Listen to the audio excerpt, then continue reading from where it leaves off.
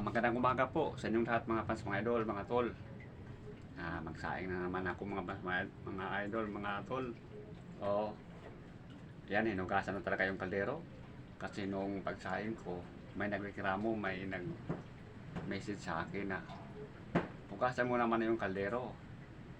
Kaya nga hindi ko hinugasan kasi para tipid, para yung natira na tutong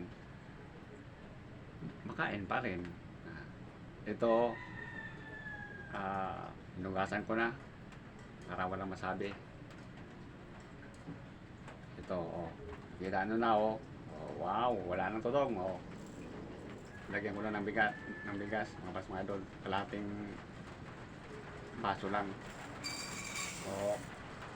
Tipid-tipid lang tayo kasi pag may matira na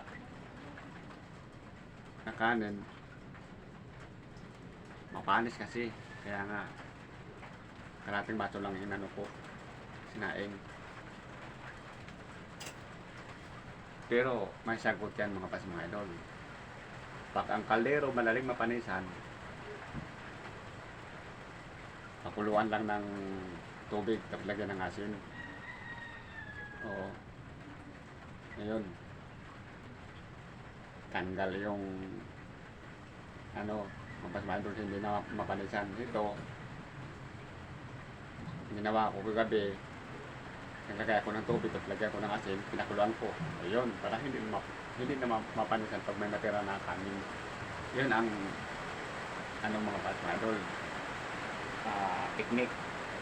Lagyan ko na ng sabaw mga pas mga idol.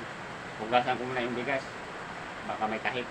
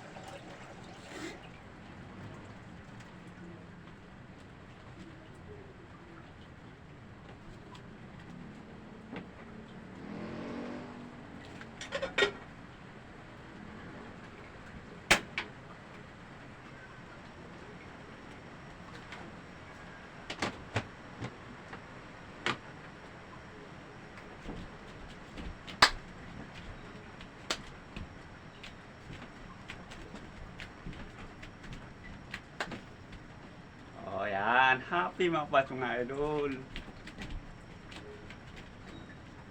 Happy. Kahit mahirap, basta happy lang, di ba? Sa lahat na nanonood dyan, Luzon at Visayas, Mindanao, shout out sa inyong lahat. At ingat po kayo palagi. At God bless po.